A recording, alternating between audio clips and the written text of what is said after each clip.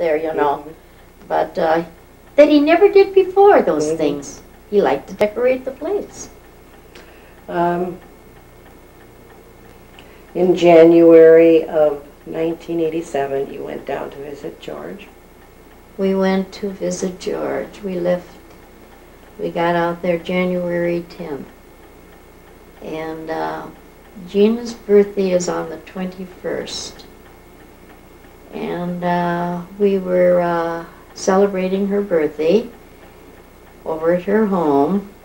And all of a sudden, Dad's motioned to me. He says, come here. He says, I think we got to go home. He says, I can't breathe, I can't breathe, I can't breathe. So we went home. And I guess he had a rough night. And the next morning, he says, I think you have to go out and get a machine for breathing, because he says, I can't breathe.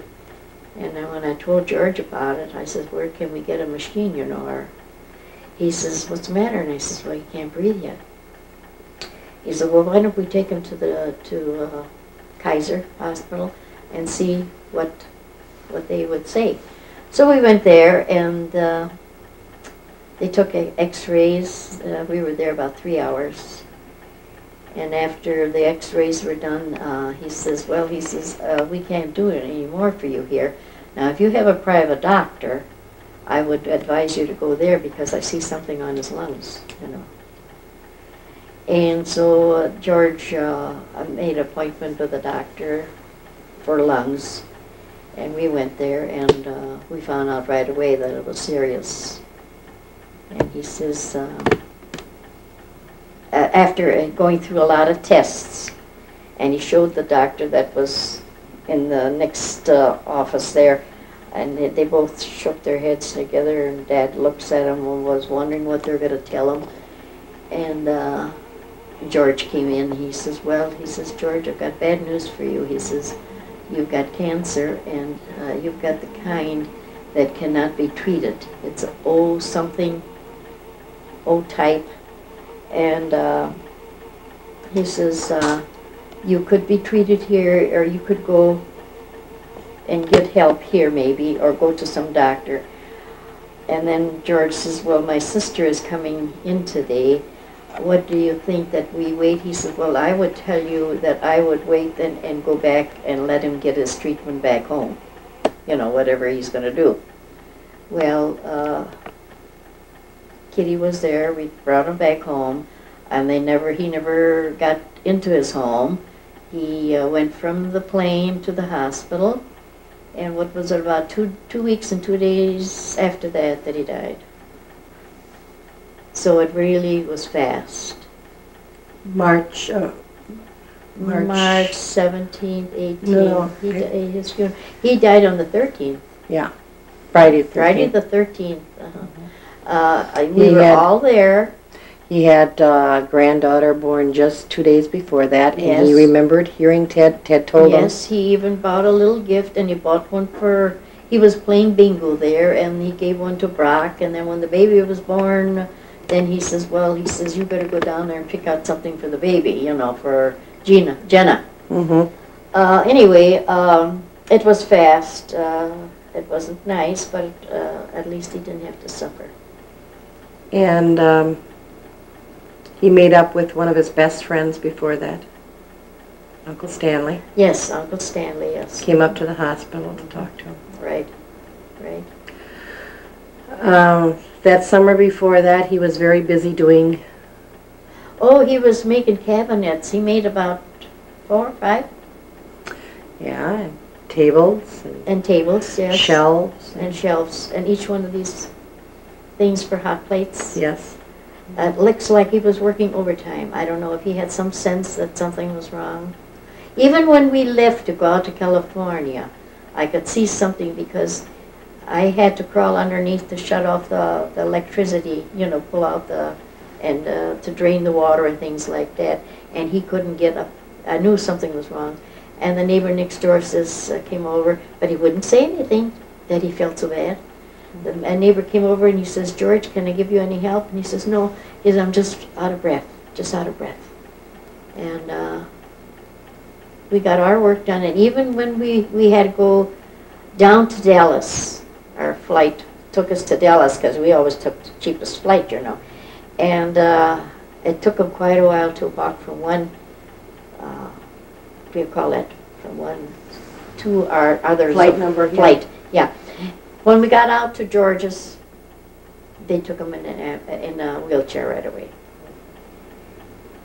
And still he didn't say anything, how bad he felt. He didn't say anything until they took the pictures, you know.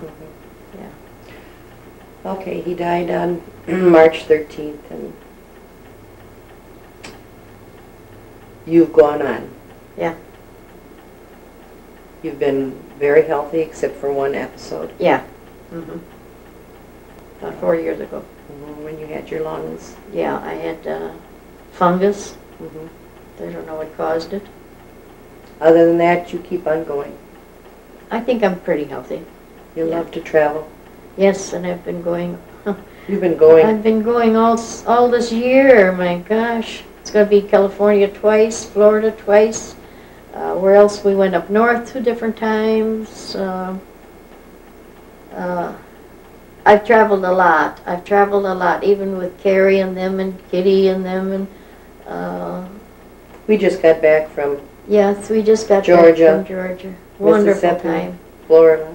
St. Louis, had a very good time. Okay, Yes. now we're going to talk about some of those that are near and dear to you. And well, I have 3 daughters from George.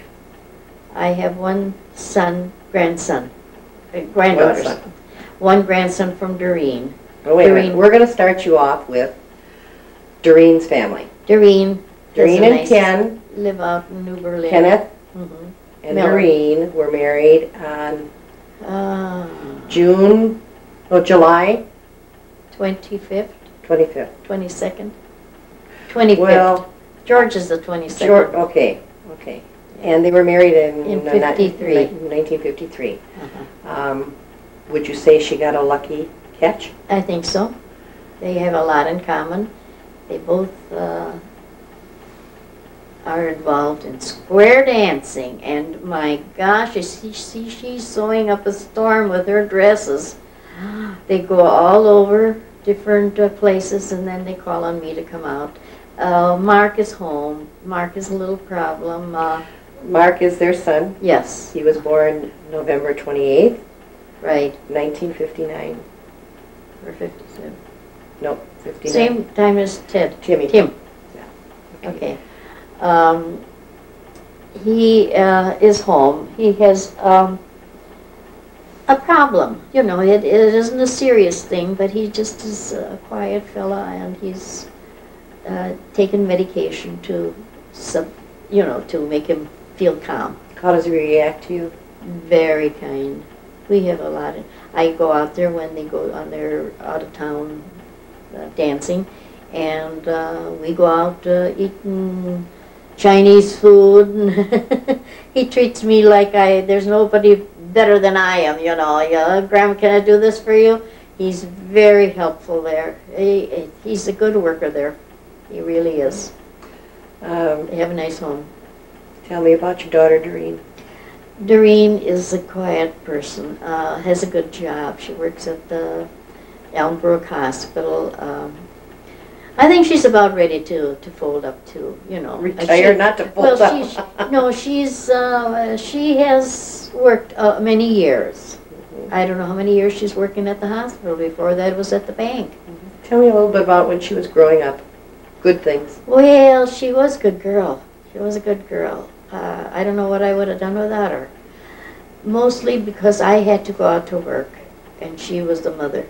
She had to take care of you. That was rough. George, and Kitty. When Kitty came along, yeah, she had to take care. She's my little helper. Beautiful. Oh yes, she is. She is that. And boy, can she sew? Can she sew now? She puts me to shame almost. Are you proud of her? Yes, I am.